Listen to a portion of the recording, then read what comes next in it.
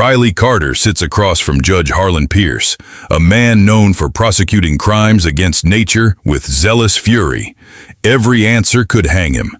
Every lie could destroy the men who saved him.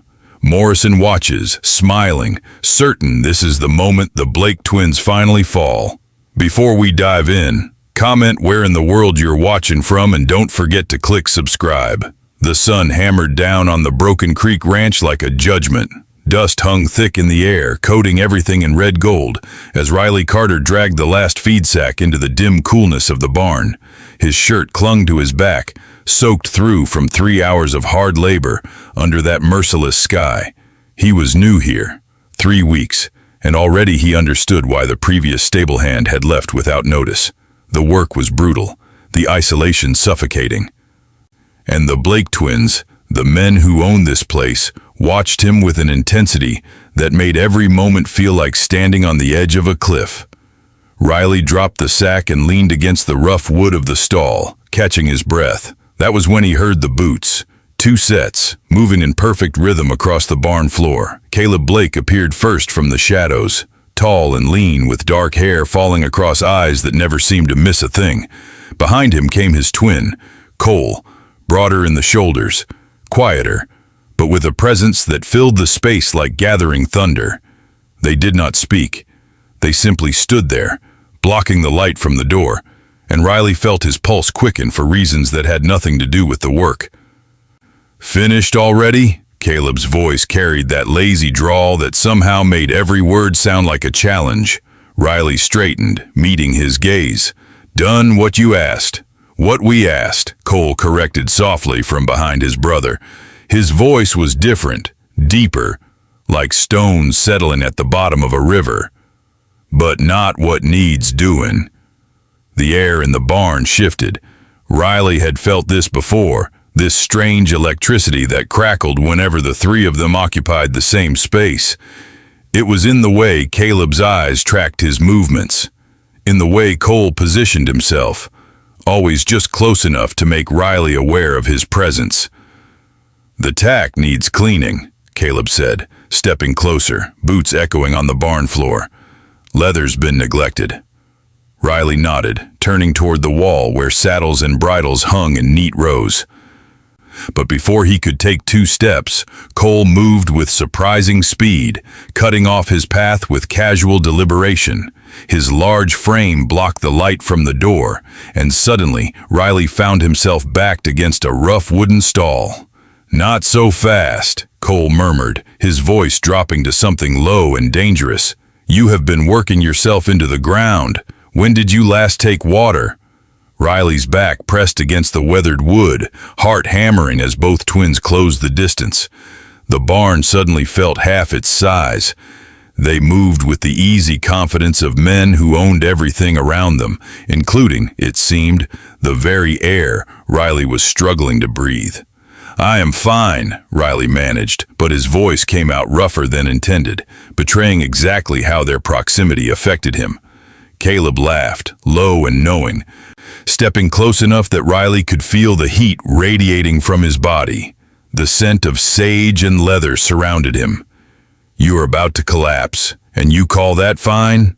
He reached out without warning, calloused fingers wrapping around Riley's wrist, thumb pressing against his racing pulse. "Your heart is pounding." "Wonder why," Riley breathed, trapped between them and the stall door, surrounded by their presence. Cole's hand settled on the wood beside Riley's head, palm flat, arm extended. The casual cage of it sent electricity down Riley's spine. "Because you feel it too, this thing that crackles in the air every time we are near each other." Riley could not deny it, not with them this close, not with every nerve-ending screaming awareness of their bodies, their warmth, their undivided attention focused solely on him. "Sit," Cole said, and it was not a request, but a command wrapped in concern. Riley found himself guided to a hay bale, 1 twin on either side of him. Caleb produced a canteen, pressing it into Riley's hands with an insistence that left no room for argument. The water was cool and sweet, and Riley drank deeply, too aware of the way both men watched him, too aware of the heat radiating from their bodies in the confined space. You work too hard, Caleb observed, his tone shifting to something softer, like you are trying to prove something. Riley set down the canteen, meeting first Caleb's eyes, then Cole's. Maybe I am. To us? Cole asked quietly. Or to yourself?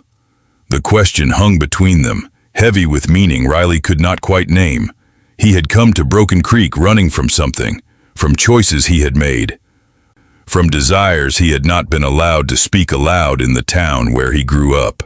Here, in this vast emptiness, he thought he could disappear.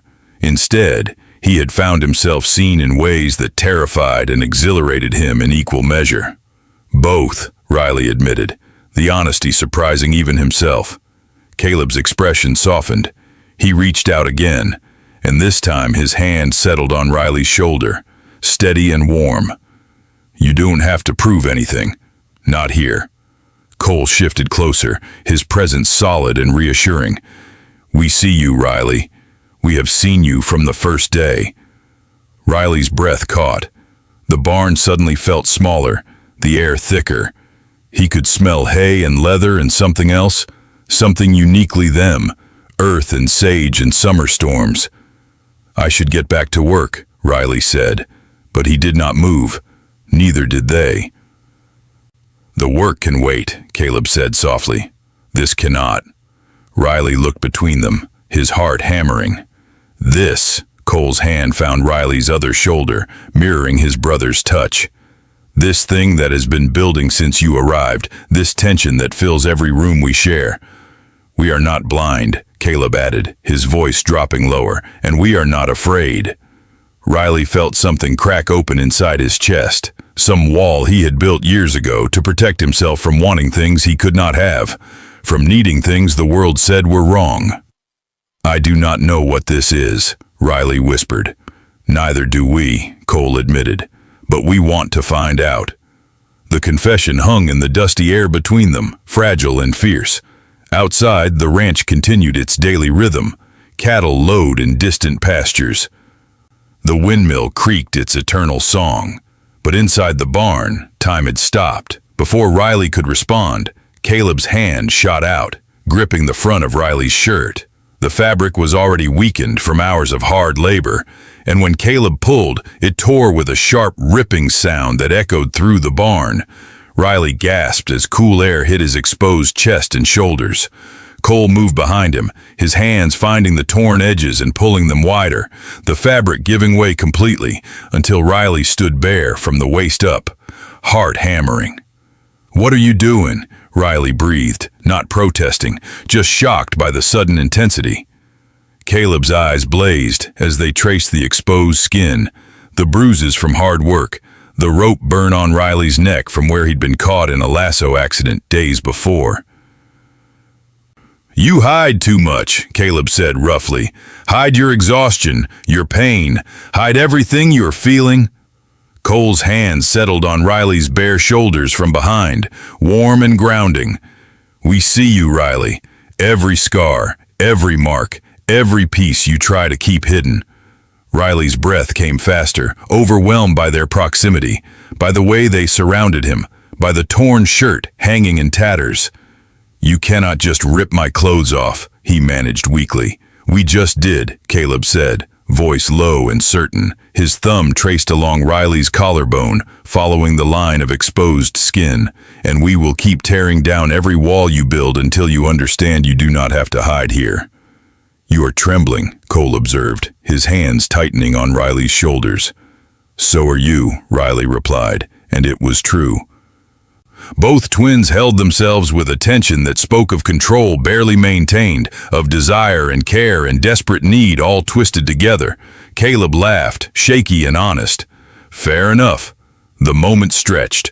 Riley knew he stood at a crossroads. He could pull away, could rebuild those walls, could pretend this thing between them did not exist, or he could lean into it, into them, into the terrifying possibility of being known.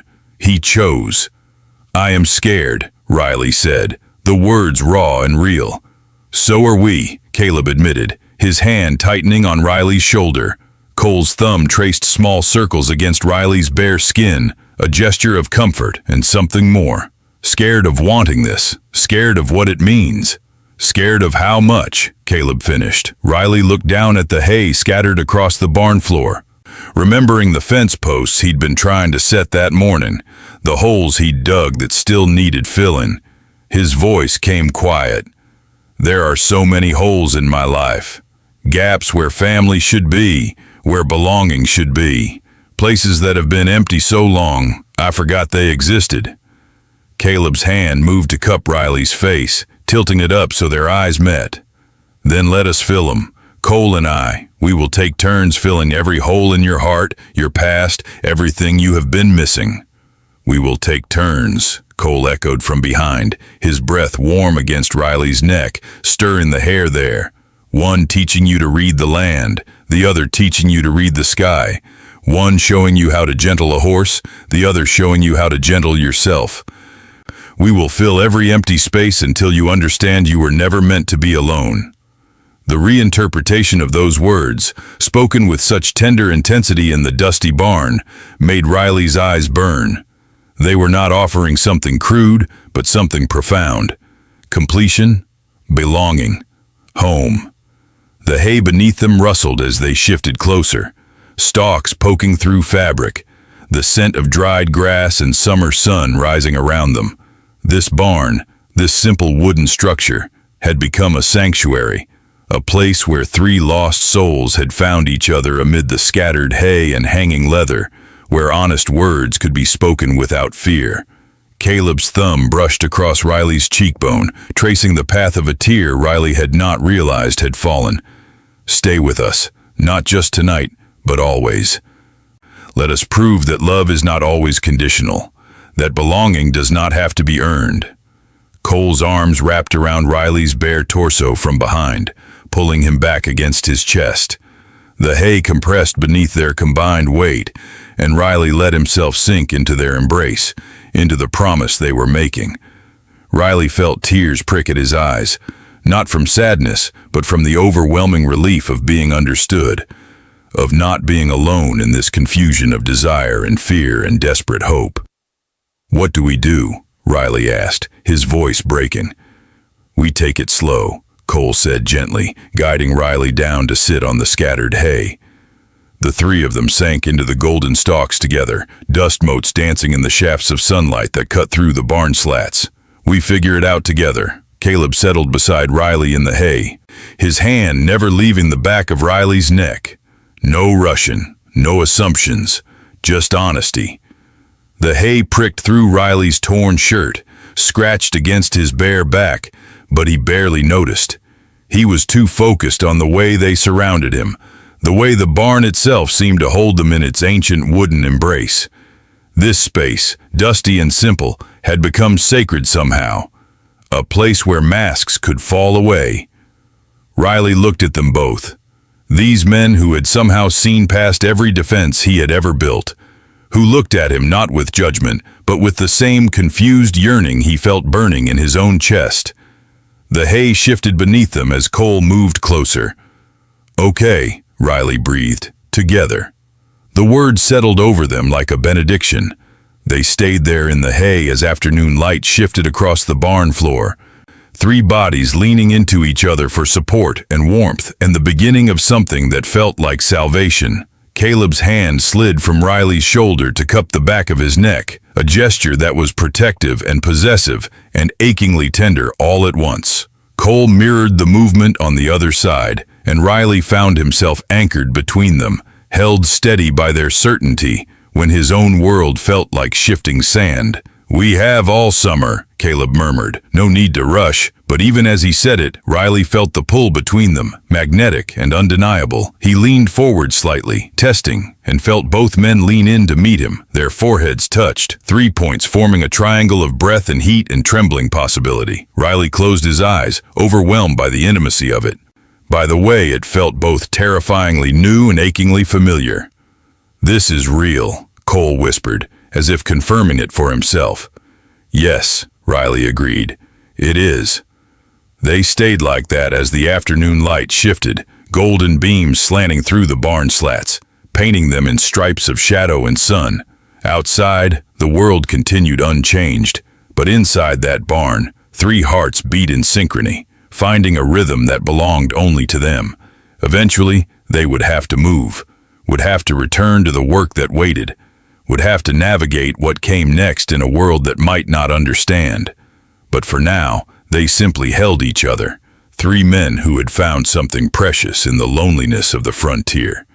Not just desire, though that burned bright enough, but connection, understanding, the beginning of something that might, with care and courage, become love. The hay prickled against Riley's legs, sweat cooled on his skin, and between the Blake twins, held safe in their steady grasp, he finally allowed himself to believe that maybe, just maybe, he could have this, that maybe wanting them was not something to be ashamed of, that maybe being wanted in return was not too much to hope for.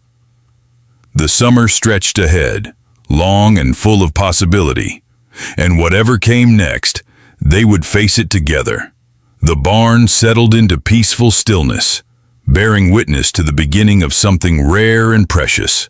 3 souls finding each other in the vast emptiness of the West. 3 hearts choosing courage over fear. And in that choosing, discovering that sometimes the greatest act of bravery is simply allowing yourself to be loved. But the world outside the barn had not stopped turning, and peace, Riley was learning, was always temporary in a land built on struggle. The sound of approaching horses shattered the moment. All 3 men pulled apart instantly, instinct overriding everything else. In the territory, certain things could not be witnessed, certain connections could not be known. Riley's heart hammered as he recognized the voice calling out before the rider even appeared. Frank Morrison, the neighboring rancher whose land bordered Broken Creek to the south, a man known for his traditional views and quick temper. Caleb stepped toward the barn entrance, his posture shifting from tenderness to cold authority in the space of a heartbeat. Cole moved closer to Riley, not touching but present, a silent promise of protection. Morrison rode into view, his weathered face twisted in its usual expression of perpetual dissatisfaction. 2 of his ranch hands flanked him, both carrying rifles across their saddles. "Blake," Morrison barked, not bothering with pleasantries. "We need to talk about your fence line. Your cattle have been drifting onto my land again." Caleb's jaw tightened. "Our cattle are marked and accounted for. If you are finding strays, they are not ours." "Like hell they are not," Morrison spat. He swung down from his horse, boots hitting the dirt with aggressive force. His gaze swept the barn, landing on Riley with sharp assessment. "Who's this?" "New hand," Cole said evenly, stepping slightly in front of Riley. "Riley Carter." Morrison's eyes narrowed. "Carter, that name's familiar. You got people in Redemption?" Riley felt ice slide down his spine. Redemption was the town he had fled 3 months ago. The town where whispers and accusations had followed him like shadows after he had been seen in the wrong place with the wrong person. "No family," Riley lied, keeping his voice steady. "Just passing through." Morrison studied him with an intensity that made Riley's skin crawl. "Passing through and staying on? That's peculiar." "He works hard," Caleb said, his tone brooking no argument. "That's all that matters on my ranch." The possessive edge in Caleb's voice was subtle, but Morrison caught it. Riley saw the shift in the older man's expression, suspicion sharpening into something uglier. "Your ranch," Morrison repeated slowly. "Funny how you Blake boys do things differently than your daddy did.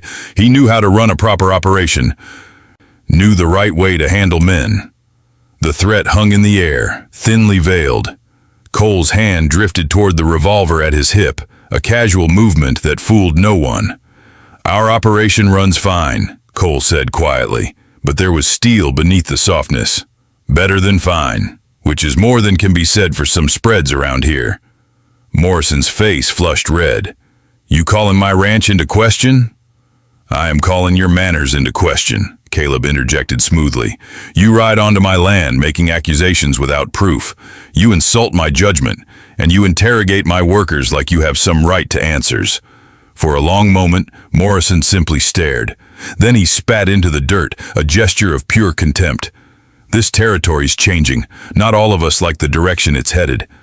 He swung back onto his horse, yanking the reins hard enough to make the animal shy.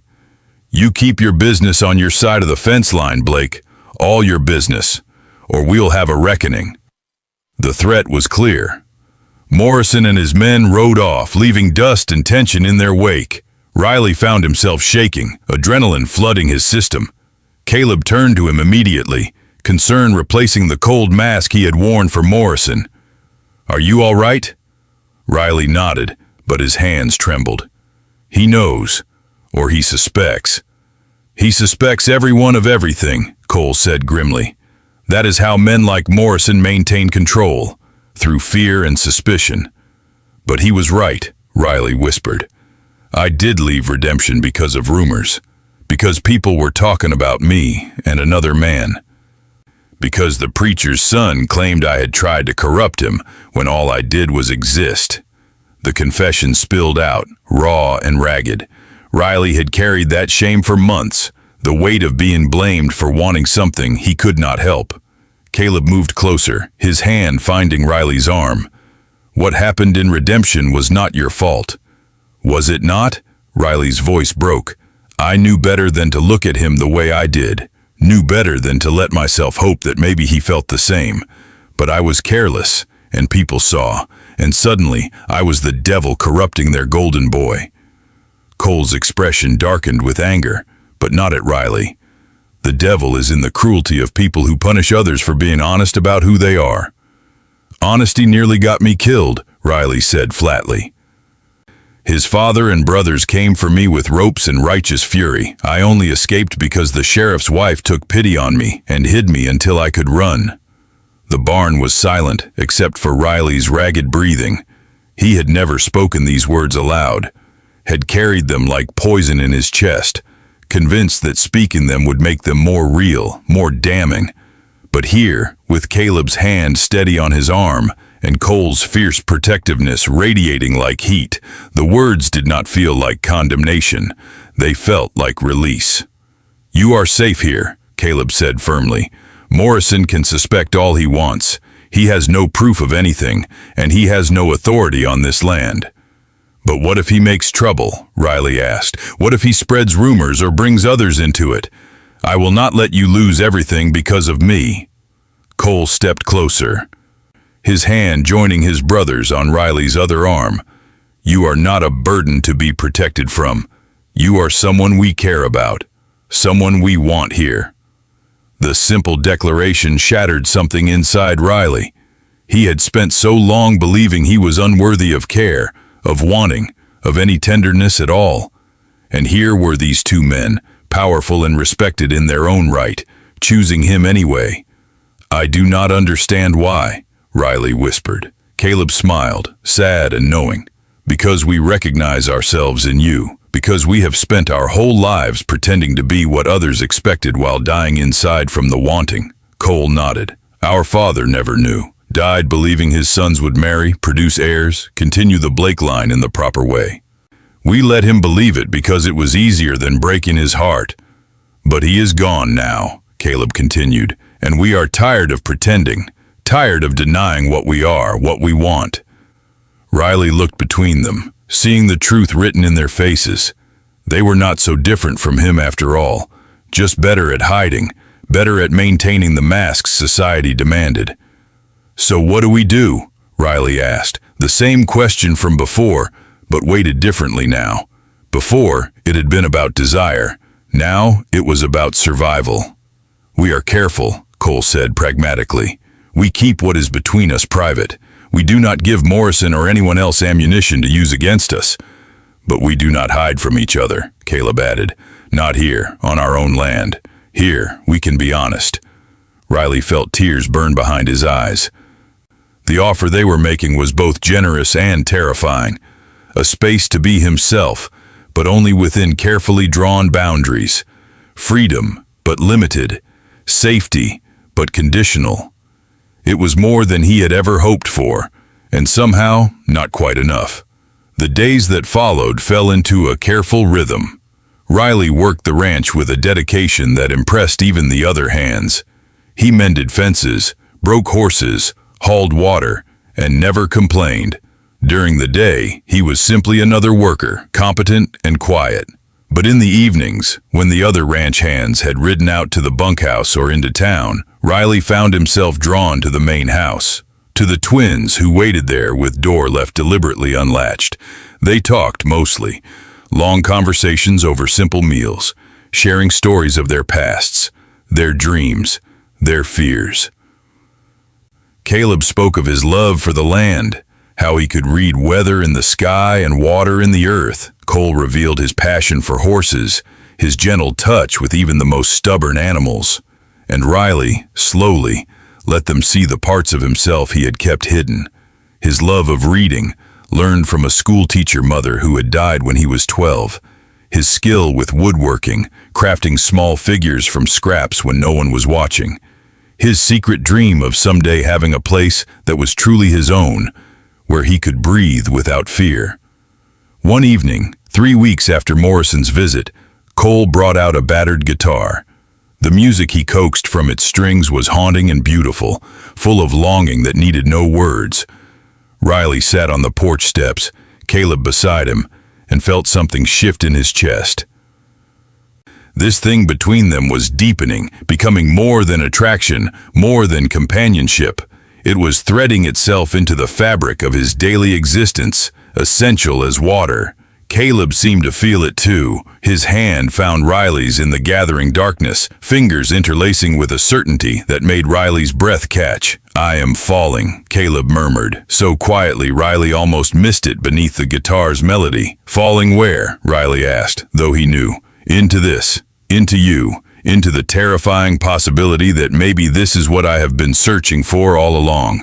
Riley turned to look at him, at this man who owned hundreds of acres and commanded respect with a word, and saw vulnerability written across his features like a prayer. "I am already fallen," Riley confessed, "both of you. I know it is complicated and probably foolish, but I cannot help it." Caleb's grip tightened. "It is not foolish. Complicated, yes, but not foolish." Cole's music shifted, the melody becoming something sweeter, more hopeful. He was listening, Riley realized, hearing everything they said and adding his agreement through the language of strings and wood. Later, when the moon had risen full and bright, they moved inside. The main house was simple but comfortable, built by the twins' father and maintained with care. Riley had been inside before, but tonight felt different, more significant. Cole set the guitar aside and moved to the fireplace, building up the flames against the desert's night chill. Caleb brought out a bottle of whiskey and 3 glasses, pouring generous measures. They sat together on the worn sofa, Riley in the middle, the twins flanking him like bookends. The whiskey burned pleasantly, warming Riley from the inside out. "Tell us something true," Caleb said softly, "something you have never told anyone." Riley considered, the whiskey loosening the tight grip he kept on his secrets. "I used to pray," he said finally. "Every night when I was younger, I would pray to be different, to want the things I was supposed to want, to be the son my father could be proud of." Cole's hand found his knee, a gesture of comfort. "What changed?" "I realized God made me this way," Riley said. "That praying to be different was like praying to be someone else entirely. And I did not want to disappear. I just wanted to be allowed to exist." Caleb leaned his head against Riley's shoulder, the casual intimacy of it stealing Riley's breath. "I understand that. The wanting to exist without apology.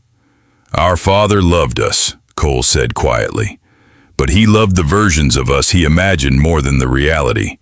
We learned early to be what he needed us to be." "Do you regret it?" Riley asked, not telling him. The twins exchanged a look across Riley, some silent communication passing between them. "Yes and no," Caleb said finally. "I regret the dishonesty, but I don't regret sparing him the pain of knowing. He was a man of his time, with rigid beliefs. It would have destroyed him. Sometimes love means protecting people from truths they cannot handle," Cole added, "even when it costs us." Riley thought about that, about the complicated mathematics of love and honesty, about how sometimes the kindest thing was silence, even when silence felt like suffocation. "I do not want silence with you," Riley said, surprising himself with the boldness. "I want honesty, even when it is difficult." "Then have it," Caleb promised, lifting his head to meet Riley's eyes. "Ask us anything. Riley's heart hammered. There was one question that had haunted him since that first moment in the barn, one fear he had not dared voice. "How does this work?" Riley asked. "With three of us? I have never known anyone who loved like this, who shared affection rather than hoarding it." Cole smiled, gentle and understanding. "Neither have we. We are figuring it out as we go." "What if one of you changes your mind?" Riley pressed. "What if this balance we are finding tips and someone gets hurt?" "Then we talk about it," Caleb said firmly. "We are honest. We communicate. We adjust. There is no rule book for this, Riley. We write it ourselves." The answer was both reassuring and terrifying. No guarantees, no certainty. Just three people choosing each other day by day, moment by moment. Riley drained his whiskey, the burn matching the fire in his chest. "I am scared," he admitted. "Good," Cole said, surprising him. "Fear means it matters, means you are invested." "Are you scared?" Riley asked. "Terrified," Caleb admitted with a laugh. "Every damn day." Cole nodded. "But terror is better than emptiness, better than the slow death of pretending." They sat in comfortable silence, the fire crackling, the night deepening around them. Riley felt surrounded by warmth, both physical and emotional. It was not perfect. Nothing about their situation was simple or safe, but it was real, and in a world that demanded so much pretense, reality felt like revolution. The weeks rolled into months as summer deepened its hold on the territory.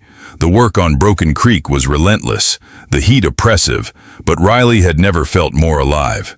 He was learning the rhythms of the ranch, the personality of each horse, the subtle language of cattle and weather. More than that, he was learning Caleb and Cole, learning that Caleb woke before dawn and preferred his coffee black and scalding, that Cole hummed while he worked, unconscious melodies that shifted with his mood, that both of them carried scars, some visible and some not, from a lifetime of bearing expectations that chafed like ill-fitted saddles. They were careful in public. Riley remained the hired hand, polite and professional.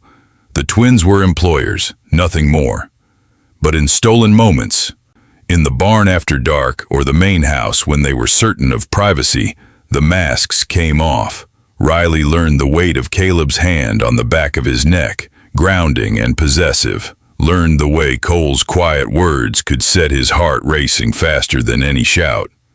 Learned that desire could be expressed in 100 ways that had nothing to do with flesh, everything to do with seeing and being seen. One evening in late July, a rider came from town with news. Morrison had been talking, spreading whispers about the Blake Ranch and its unusual arrangements. Nothing concrete, but enough to set tongues wagging in the saloons and general store. The twins received the news with grim resignation. They had known this was coming, known that Morrison would not let his suspicions rest. "We should be more careful," Riley said that night, fear tight in his chest. "Maybe I should move to the bunkhouse with the other hands." "No," Caleb said flatly. "We are not changing how we live because of Morrison's poison." "But if people start believing him," Riley argued, "if they come looking for proof, what then?" Cole paced the main house floor, his usual calm fractured by frustration. "Then we deal with it, but we do not hide like we are ashamed." "I am not ashamed," Riley said fiercely. "I am terrified. For you, for what you could lose." Caleb crossed to him, cupping Riley's face in both hands. "You listen to me. We lost ourselves years ago, trying to be what others expected. We are not going back to that. Not for Morrison, not for anyone. But your ranch, your reputation," Riley protested weakly. "Means nothing without truth," Cole said, stopping his pacing to face them both. "Our father built this place with his hands and his will, but he also built it with fear of being different, fear of standing out. We will not make the same mistake." Riley felt his eyes burn with tears he refused to shed. "You are so much braver than I am." "No," Caleb said gently, thumbs brushing away the moisture gathering at the corners of Riley's eyes. "We are just as scared as you. We just know that hiding is its own kind of death." The moment hung between them, heavy with significance. Riley understood what they were offering, not just affection or companionship, but solidarity. A united front against whatever the world might throw at them. It was more than he had ever imagined having, and it was enough to make him believe, for the first time in his life, that maybe he deserved it. The storm came in August, not from the sky, but from Morrison's ranch. A delegation arrived, 6 men including Morrison himself, all armed and grim-faced. They demanded to speak with the Blake twins about serious matters of moral concern. Caleb and Cole met them in the yard, Riley standing slightly behind, hand near the revolver he now wore openly. The other ranch hands gathered too, loyal to the twins who paid fair wages and treated them with respect. Morrison did not waste time on pleasantries. We have come to make our position clear. This territory was built on certain values, certain standards of decent behavior. Your ranch has become a source of speculation and concern. Speculation about what? Caleb asked coldly. Morrison's lip curled. About the nature of your relationship with your hired man. About activities that violate both God's law and nature itself. The accusation hung in the air like smoke. Riley felt every eye turn toward him, judging, assessing. His instinct was to run, to deny, to protect the twins at any cost. But Caleb stepped forward, placing himself deliberately between Riley and Morrison's hatred.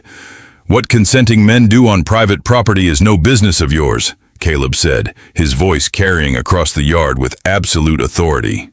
"You have no evidence of anything, because there is nothing illegal happening here, just jealousy and small-mindedness." Morrison's face flushed deep red. "So you admit it? You admit to this perversion?" "I admit to nothing," Caleb said icily, "except that you are trespassing on my land with armed men, making threats veiled as moral concern. That is illegal. What you imagine happening in my private life is not." Cole moved to stand beside his brother, the two of them a wall of unified defiance. "You have 1 minute to leave before we defend our property from invasion." The ranch hands, reading the moment, moved closer, hands on weapons. Morrison found himself suddenly outnumbered and outmaneuvered. "This is not over," Morrison snarled. "The territorial marshal will hear about this." "The marshal will hear that you rode onto private land with armed men making unfounded accusations," Cole corrected. "Please do file a complaint. I welcome the official record." Morrison's men shifted uneasily, recognizing they had been backed into a corner. Their leader had overplayed his hand, letting hatred override strategy. With a curse, Morrison wheeled his horse and rode off, his delegation following. But the damage was done. The accusation had been made publicly. Now it would spread, growing with each retelling. That night, the main house felt different. The walls seemed thinner, the darkness outside more threatening. Riley sat at the table, head in his hands, while the twins conferred quietly by the fire. "I should leave," Riley said finally, "before this gets worse." "No," both twins said simultaneously. Caleb crossed to him, kneeling so they were eye level. "Running will not help. It will only confirm Morrison's accusations." "Staying will destroy you," Riley argued. "Staying will prove we stand by our choices," Cole corrected, "that we do not cave to bullies and bigots." Riley looked between them, these brave, stubborn men who refused to bend. Why? Why risk everything for this? "For me?" Caleb's hand found Riley's, gripping tight. "Because you are not a risk. You are a certainty. The only real thing we have had in years of performing and pretending." Cole moved closer, his hand settling on Riley's shoulder. "Because loving you is not something to apologize for. It is the most honest thing we have ever done." The word hung in the air. Love. They had danced around it for months, implied it in action and gesture. But hearing it spoken aloud shook something loose in Riley's chest. "You love me?" Riley whispered. "Desperately," Caleb admitted. "Completely," Cole added. Riley felt the tears he had been holding finally break free, not from sadness but from overwhelming relief, from the stunning realization that he was loved, fully and without reservation, exactly as he was. "I love you both," Riley said. The words feeling like confession and benediction at once. "I have tried not to, tried to protect myself, but I cannot help it." Caleb pulled him close, arms wrapping around him with fierce protectiveness. Cole joined them, the three of them forming a tight circle of warmth and certainty in the midst of chaos. They stayed like that until the fire burned low and the night deepened. Outside, the world might rage against them, but inside, they had each other. And that, Riley was learning, was enough to weather any storm. The following weeks tested that conviction. Whispers followed them into town. Business relationships strained. Two of the ranch hands, uncomfortable with the implications, left for other work. But others stayed, and new ones came, drawn by fair wages and the Blake twins' growing reputation for integrity. Morrison tried twice more to cause trouble, once by filing a complaint with the territorial marshal that went nowhere due to lack of evidence, and again by attempting to undercut Broken Creek's cattle sales. Both efforts failed, but they revealed the depth of his hatred. Through it all, Riley stayed, not hiding but not flaunting either, simply existing as himself, working hard, building a life alongside two men who had chosen him as surely as he had chosen them. On a September evening, when the heat finally began to break and autumn whispered its approach, the three of them sat on the porch of the main house. The work was done, the ranch thriving despite Morrison's efforts. They had survived the summer's trials, not unscathed, but stronger for it. Riley leaned against Caleb's shoulder while Cole strummed his guitar softly. The moment was peaceful, ordinary in the best way. "What happens now?" Riley asked, the question less fraught than when he had asked it months ago. "We keep living," Caleb said simply. "Keep working, keep building, keep choosing each other." "The territory is changing," Cole added thoughtfully. "Slowly, but it is. More people are coming who care less about old prejudices, more about whether you are honest and hard-working." Riley nodded, allowing himself to hope. "Think we will still be here in 10 years? "I plan on it," Caleb said firmly. "This land is ours. We have fought for it, bled for it. No one is driving us off." Cole's music shifted into something brighter, almost celebratory. "Besides, where else would we go? This is home." And it was, Riley realized. Somewhere between that first moment in the barn and this peaceful evening, Broken Creek had become home. Not just the land, but the people. These two complicated, brave, stubborn men who had seen him at his most vulnerable and chosen him anyway. The future was uncertain. Morrison's hatred would not disappear. Society's judgment would not magically lift. They would face challenges, obstacles, maybe worse, but they would face it together. Three hearts beating as one, refusing to hide, refusing to be diminished by fear. The stars emerged one by one overhead, distant witnesses to their quiet defiance. And in that vast western sky, beneath the endless possibility of night, three men allowed themselves to believe in tomorrow. October arrived with a vengeance, bringing winds that stripped the cottonwood trees bare, and temperatures that plummeted after sunset. Riley had grown accustomed to the rhythm of Broken Creek, the daily routine of feeding livestock, mending equipment, and preparing for the harsh winter ahead. But beneath the surface of ordinary ranch life, something was shifting.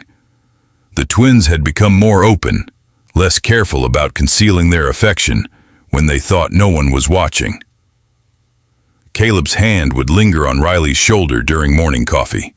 Cole would stand closer than necessary when they worked side by side, small gestures that spoke volumes to anyone paying attention.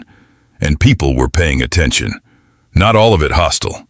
Some of the newer ranch hands had begun treating the three of them as a unit, addressing questions to whichever was nearest, without the careful deference they might show separate employers.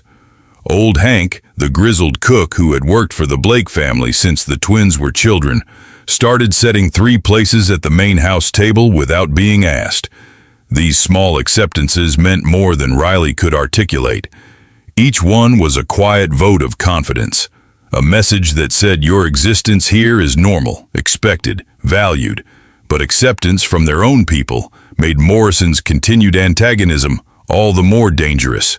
The rancher had not given up his campaign of whispers and insinuation. He spoke against the Blake twins in every saloon within 50 miles, painting them as moral degenerates corrupting the territory's youth. Most dismissed his ravings as the jealousy of a failing rancher watching his neighbors prosper, but some listened. The real trouble began on a cold morning in late October when a circuit judge arrived in the nearby town of Silverton.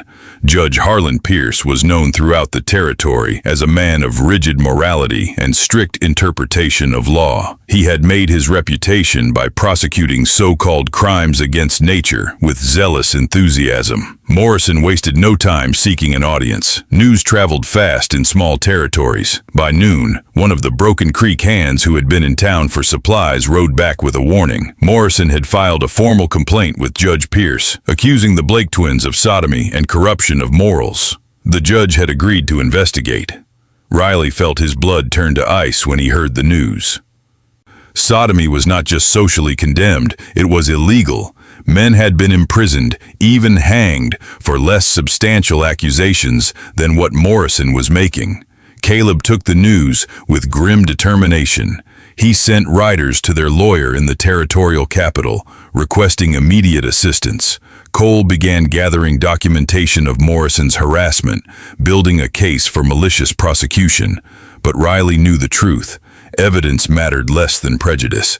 If Judge Pierce wanted to find them guilty, he would. That evening, the three of them sat in the main house parlor, the fire crackling but providing little comfort against the chill that had settled into Riley's bones. "I am leaving," Riley said quietly. "Tonight.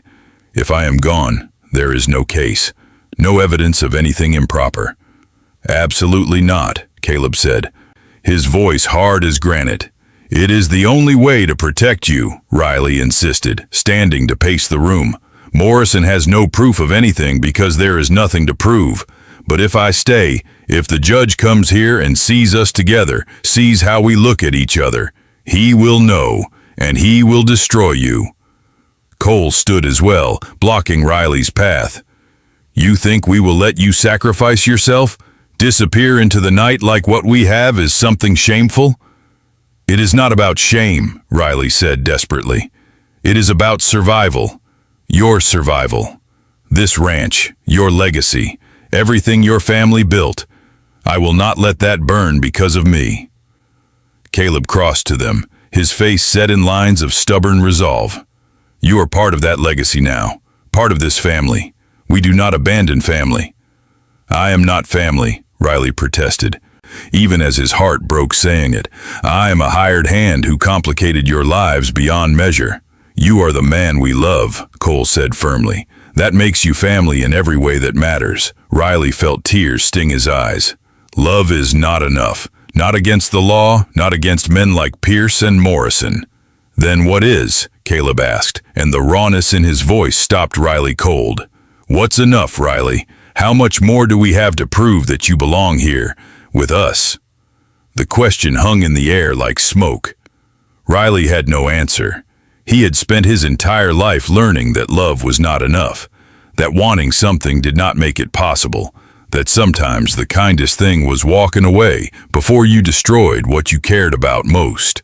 But looking at Caleb and Cole, at the fierce determination in their eyes and the set of their jaws, Riley realized they would never forgive him for leaving, would never understand that he was trying to save them. "So what do we do?" Riley asked, his voice breaking. "Just wait for Pierce to arrive and condemn us?" "We fight," Caleb said simply, "with every legal tool we have, with the truth, with witnesses to Morrison's harassment." "And if that is not enough?" Riley pressed. Cole's hand found his, gripping tight. "Then we face the consequences together. All of us. No one stands alone." The conviction in his words should have been comforting. Instead, it terrified Riley more than anything else, because he understood now that the twins would go down with him, if it came to that, would sacrifice everything they had built rather than deny what they were to each other. It was the most beautiful and most horrifying thing Riley had ever witnessed. Sleep did not come easily that night. Riley lay in the small room off the kitchen that he had claimed as his own, staring at the ceiling and listening to the house settle around him. Somewhere in the main bedroom, Caleb and Cole were likely doing the same, wrestling with fears they refused to speak aloud. Around midnight, Riley heard soft footsteps in the hall. His door opened slowly, and Caleb slipped inside, closing it behind him with careful silence. "Could not sleep?" Riley asked quietly. Caleb shook his head, moving to sit on the edge of Riley's narrow bed. "Keep thinking about what comes next, about all the ways this could go wrong." Riley sat up, pulling the blanket around his shoulders against the cold.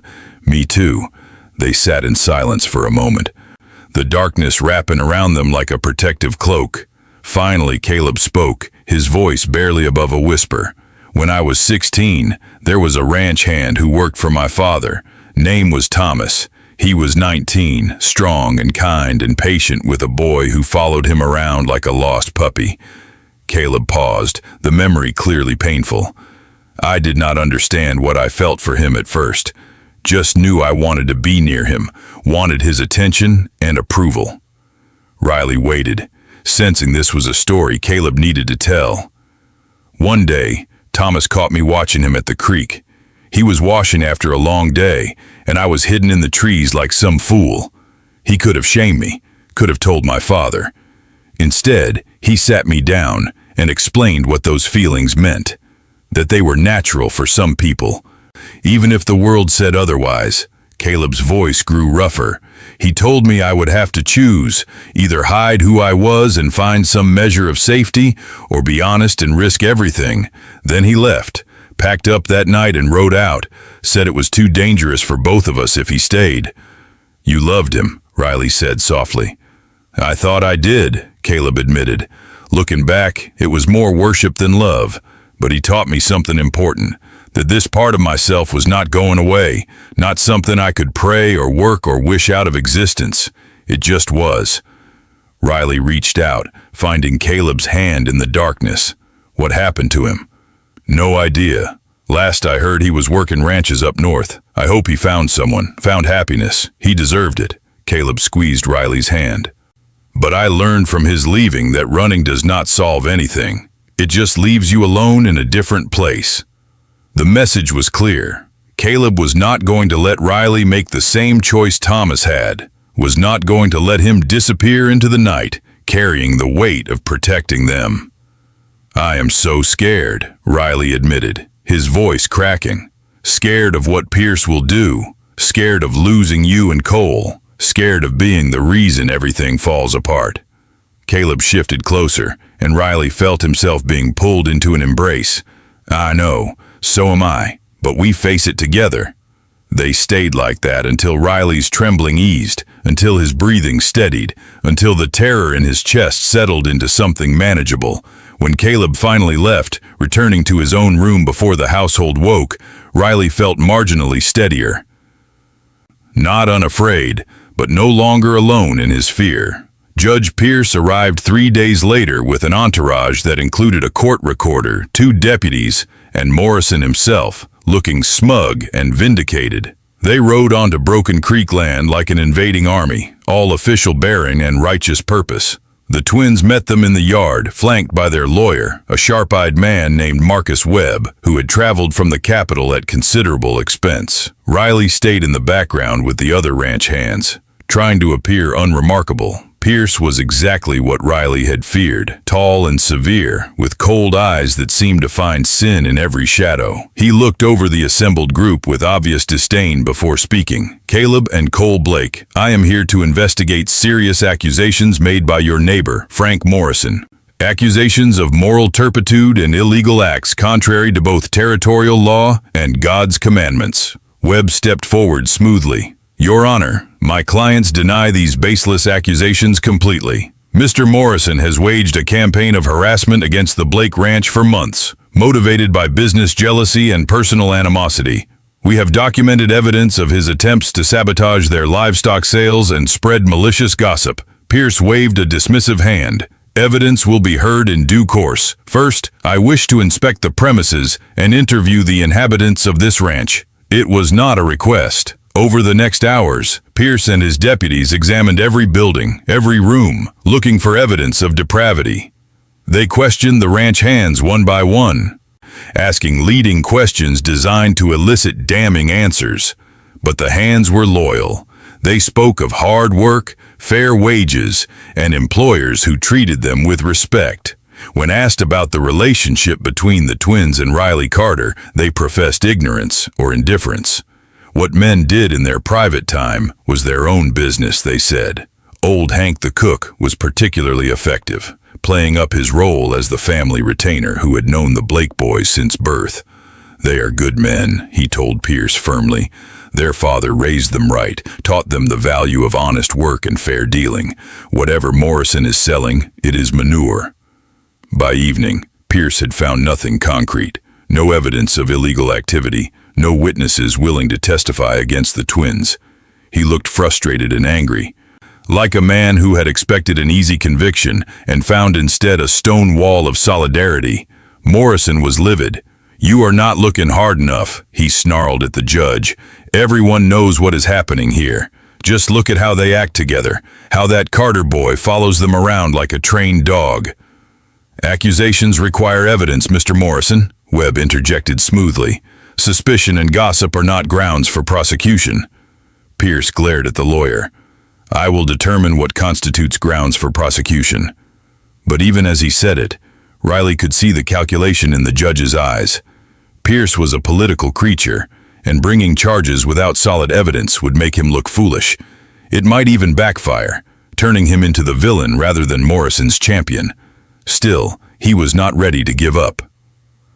"I wish to interview the accused separately," Pierce announced, "starting with Riley Carter." Riley's heart stopped. Caleb moved as if to protest, but Webb placed a restraining hand on his arm.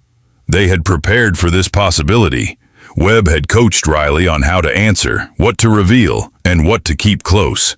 But sitting across from Pierce in the main house parlor, with the judge's cold eyes dissecting him, Riley felt every prepared answer flee from his mind. "How long have you worked for the Blake brothers?" Pierce began. 6 months, Riley answered, keeping his voice steady.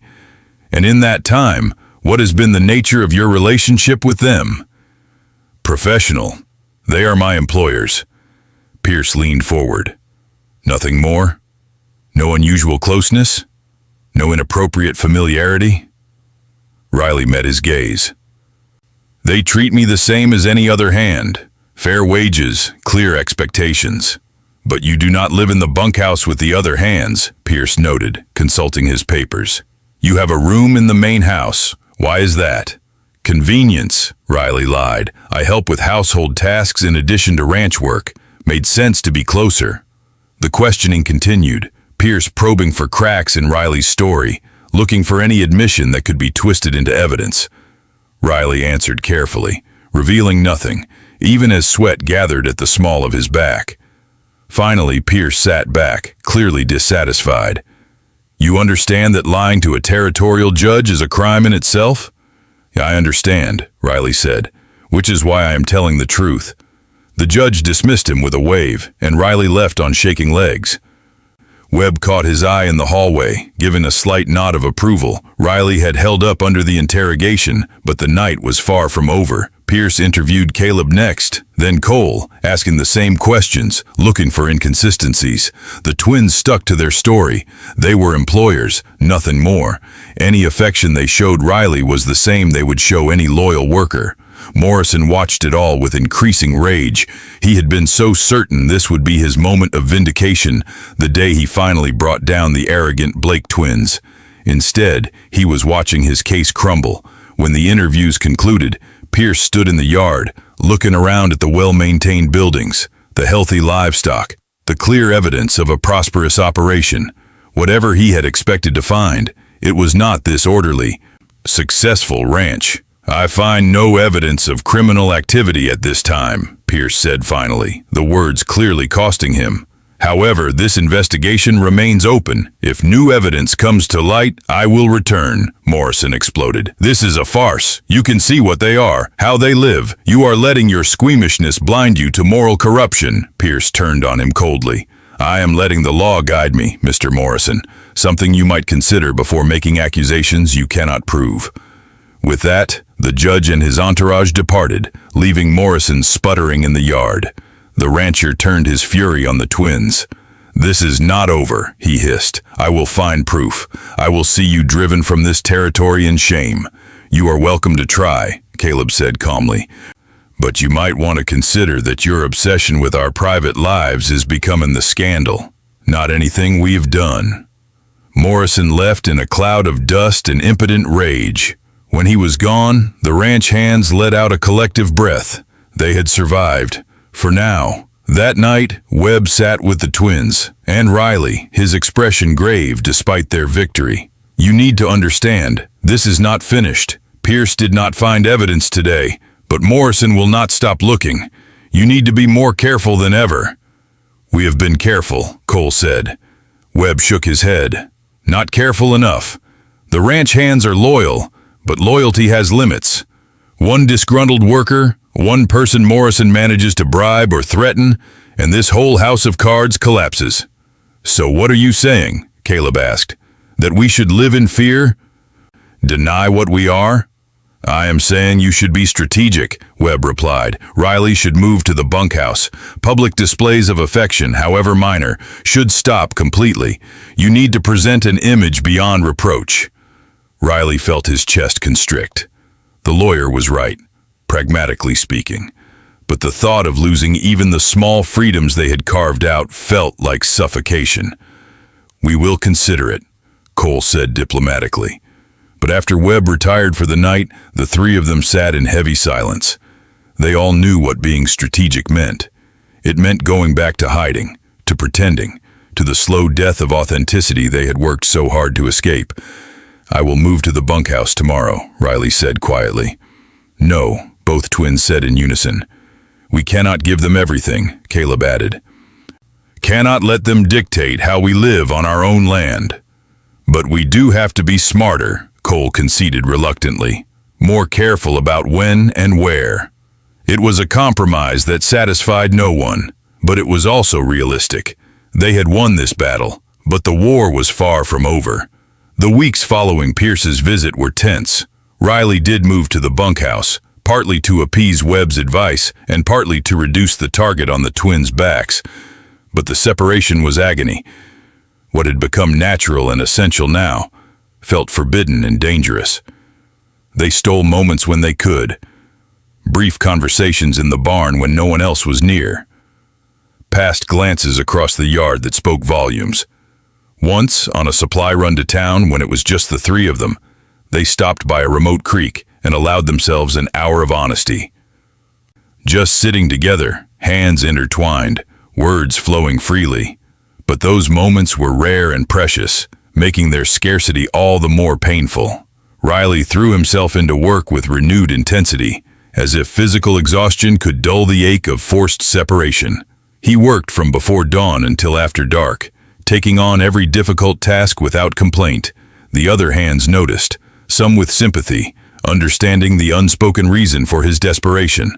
Others with confusion, not grasping why the newest hire was working himself into the ground. Old Hank pulled Riley aside one evening, his weathered face concerned. "Boy, you're going to work yourself to death at this pace." Riley shrugged, not trusting his voice. Hank studied him with knowing eyes. "I have been on this ranch for 30 years. Watched those boys grow up. Watched their father build this place from nothing. You know what I learned? Life is too short to spend it miserable, even if misery feels safer than risk. Sometimes misery is the price of keeping people you love safe," Riley said quietly. "And sometimes," Hank countered, "the people you love would rather take the risk than watch you destroy yourself trying to protect them." The words hit home, but Riley did not know how to change course. He was caught between two impossible choices, and either way led to pain. November brought the first real snow, heavy and wet, blanketing the ranch in white silence. The cold was brutal, making every task twice as difficult, but it also brought a kind of enforced intimacy. Storm days meant everyone huddled inside, and the bunkhouse became too crowded for comfort. On one particularly fierce night, Caleb came to the bunkhouse himself, ostensibly to check on the hands, but his eyes found Riley immediately, and the message was clear. "Come to the main house." Riley waited until the others were asleep, then slipped out into the howling wind. Snow stung his face as he made his way across the yard, but the light in the main house window was a beacon. Inside, warmth enveloped him. Cole took his snow-crusted coat, hanging it by the fire to dry. Caleb pressed a cup of hot coffee into his frozen hands. And for a moment, the world narrowed to just this, just them, just the simple comfort of being together. "We cannot keep doing this," Riley said, though his heart broke saying it. "Cannot keep pretending in public and stealing moments in private. It is tearing us apart." "Then we stop pretending," Caleb said firmly. Riley stared at him.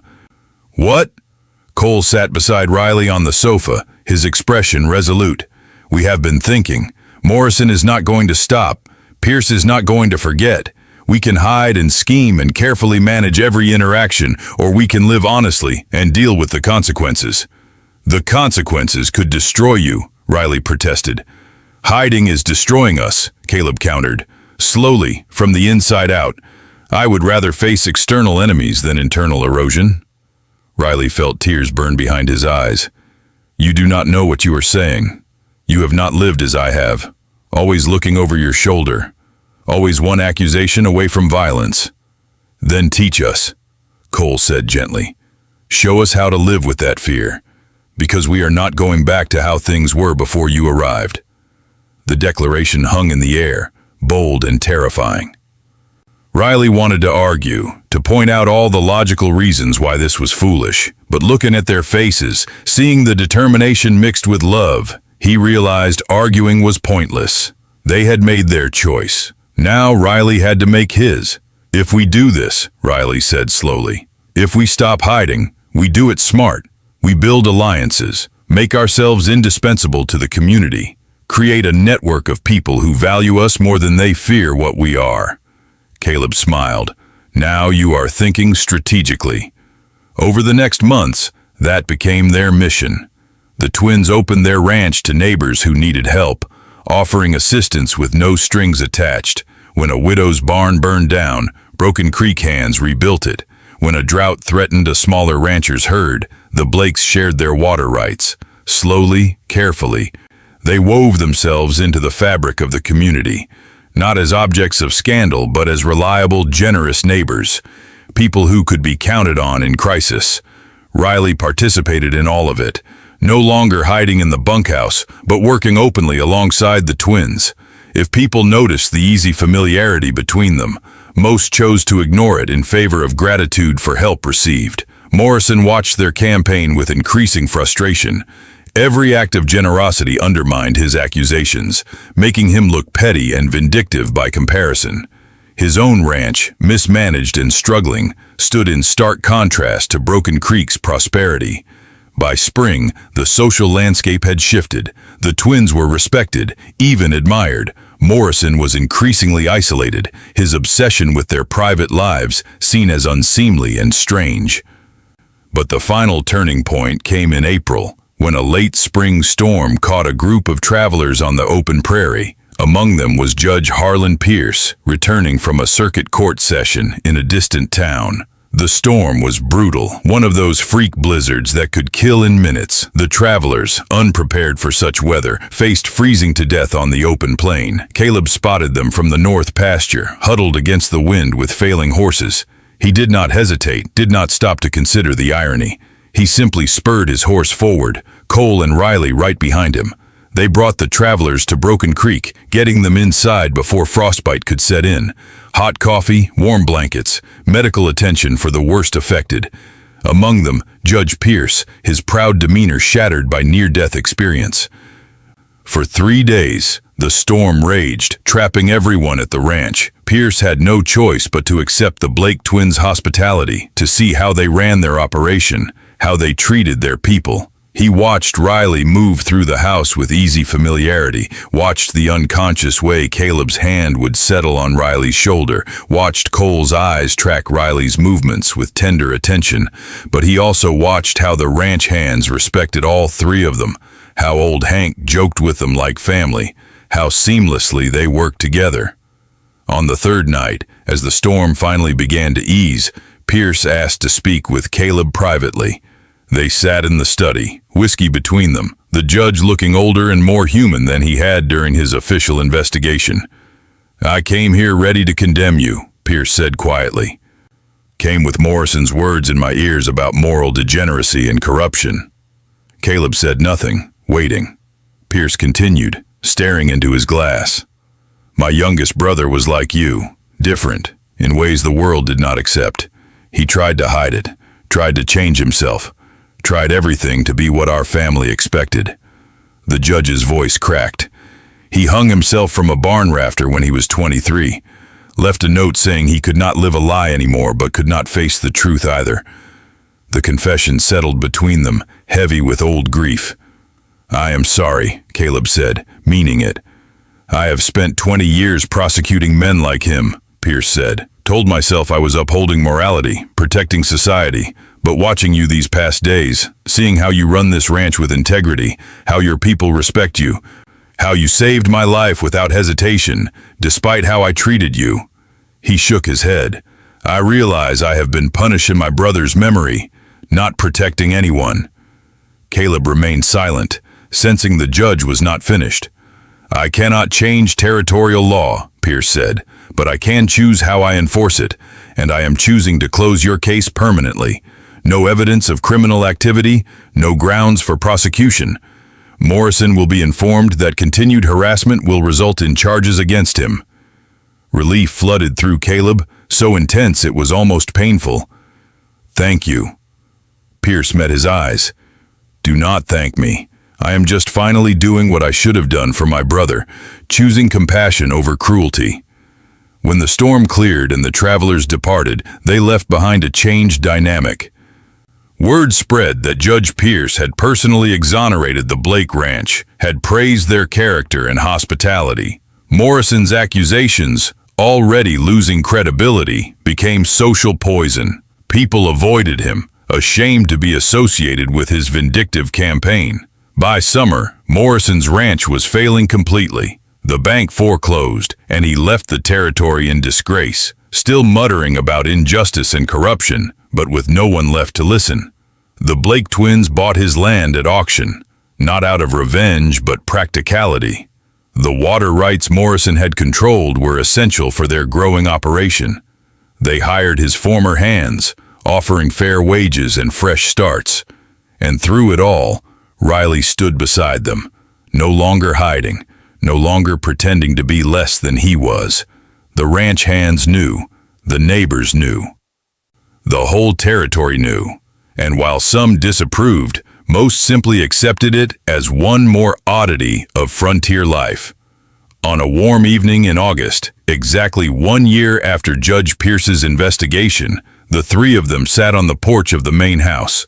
The ranch stretched out before them, prosperous and peaceful. Cattle grazed in distant pastures. Horses moved lazily in the corrals. Everything they had fought to protect was thriving. "Think we made the right choice?" Riley asked, not doubting but curious. Caleb considered the question seriously. "We made the only choice we could live with. Whether it was right, I guess time will tell." "It was right," Cole said with quiet certainty.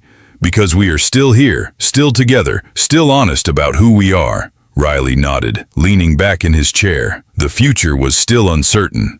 Laws could change, attitudes could shift, new challenges would arise, but they had proven they could weather storms, both literal and metaphorical. More importantly, they had proven they were stronger together than apart. That love, while perhaps not enough on its own, was worth fighting for, worth risking for, worth building a life around.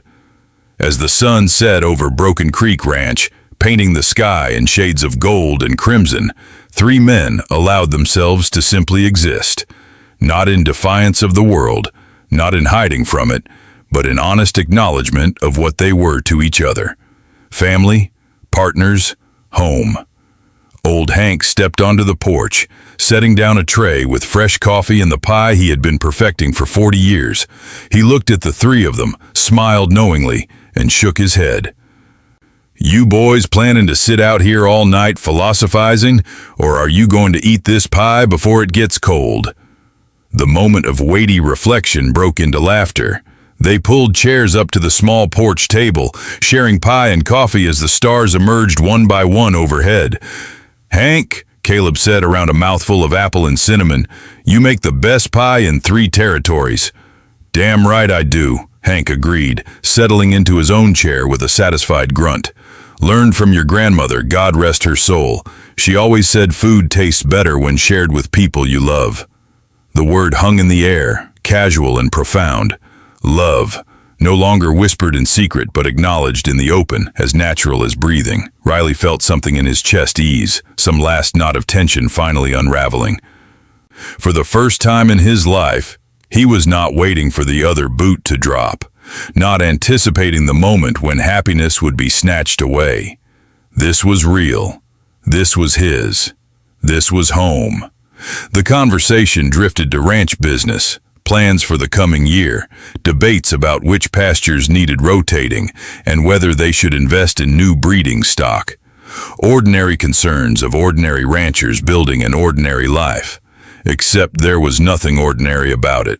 What they had built was extraordinary, rare, precious. A space where they could exist fully, honestly, without apology or shame. Later, after Hank had retired and the last of the coffee was drunk, the 3 of them remained on the porch. Cole retrieved his guitar, playing soft melodies that drifted across the prairie like prayers. Caleb sat with his arm along the back of Riley's chair, a gesture of casual affection that no longer needed to be hidden, and Riley, for perhaps the first time in his entire life, allowed himself to be simply, completely happy. "What are you thinking?" Caleb asked quietly. Riley smiled, watching the stars wheel overhead in their ancient patterns. "That I spent so many years running, trying to outpace who I was. Thought safety meant distance, anonymity, constant motion. And now," Cole prompted, his fingers never stopping their gentle movement across the guitar strings. "Now I know safety is not about distance. It is about being known and choosing to stay anyway. About people who see all of you, the broken parts and the scared parts and the parts you have tried to hide, and decide you are worth fighting for." Caleb's arm tightened slightly. "You were always worth fighting for." "I know that now," Riley said. "Took me a while to believe it, but I know it now." The music continued, weaving around them like a blanket. In the distance, a coyote called, its voice lonely and wild. Another answered, then another, until the prairie echoed with their song. "You know what I realized?" Cole said thoughtfully, setting the guitar aside. "We spent so much time worrying about what we might lose if people found out, but we never considered what we might gain." "What did we gain?" Riley asked. Cole gestured broadly at the ranch, the night, everything around them. "This, authenticity, the freedom to build something real instead of maintaining something false. We lost Morrison's approval, sure, but we gained respect from people who matter, lost the comfort of hiding, but gained the strength that comes from being honest." Caleb nodded. "My father used to say the measure of a man is what he builds and how he treats people." Turns out he was right, just not in the way he thought. They sat in comfortable silence, each lost in their own thoughts. The night deepened around them, cool and clear. Above, the Milky Way spilled across the sky like spilled milk, billions of stars bearing witness to 3 lives being lived with intention and courage. Finally, Riley spoke, his voice soft but clear. "I love you both. I do not say it enough, but I do. You saved me in ways that have nothing to do with that first day in the barn. You taught me that being myself is not something to apologize for. We love you too," Caleb said simply. "Always have," Cole added. "From the moment we saw you, there was something, like recognizing a part of ourselves we did not know was missing." They remained on the porch until the night grew cold enough to drive them inside, but even then, they lingered in the parlor, reluctant to let the moment end. These quiet times were as precious as any dramatic confrontation, any victory over external enemies, because this was the real triumph. Not defeating Morrison or surviving Pierce's investigation, but this gentle evening spent in each other's company, free to be themselves without fear or pretense. Eventually, exhaustion claimed them. They moved through the house, banking fires and checking doors, the familiar routine of preparing for sleep. At the hallway where they would normally part, Riley to his room and the twins to theirs, they paused. "Stay with us tonight?" Caleb asked, not demanding, just offering. Riley nodded. In the master bedroom, they prepared for sleep with easy familiarity. Cole lit a lamp, while Caleb added wood to the small stove that kept the room warm. Riley hung his shirt on the chair, comfortable in his own skin in a way he had never been before. They settled into the large bed together, Riley between the twins, feeling safe and surrounded. No passion tonight, just the comfort of proximity, of hearts beating in synchrony, of breathing shared air. "Tomorrow we ride out to check the north fence," Caleb murmured, already half asleep. "Storm damage from last week." "Tomorrow," Cole agreed drowsily. "Tonight we rest." And they did, 3 men who had fought for the right to exist authentically, now claiming the peace they had earned. The ranch settled into stillness around them, a living testament to what could be built when courage and love worked in tandem. Outside, the wind whispered through the cottonwoods. The stars continued their slow dance across the sky. And on Broken Creek Ranch, 3 hearts beat as one, steady and sure and finally blessedly at peace. In the West, survival had always been about strength and resilience. But Caleb, Cole, and Riley had learned a deeper truth. Real survival was not just about enduring hardship, but about insisting on joy despite it.